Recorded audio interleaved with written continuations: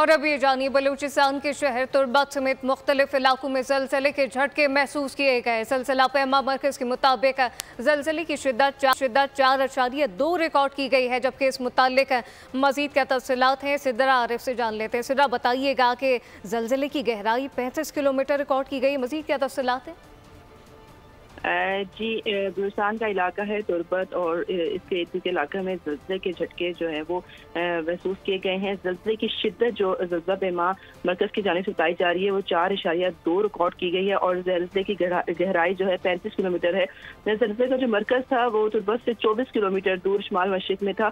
ज़लज़ले के जैसे झटके महसूस हुए तो लोग जो हैं अपनी दुकानों से और घरों से कलमा तैयबा का जिक्र करते हुए बाहर आ गए हैं, लेकिन अब तक जो है कोई जानी और माली नुकसान का रिपोर्ट नहीं हुई है, लेकिन ज़लज़ले की शिद्दत जो है वो बताई जा रही है 4.2 रिकॉर्ड है। जी सिद्रा आरिफ, बहुत शुक्रिया।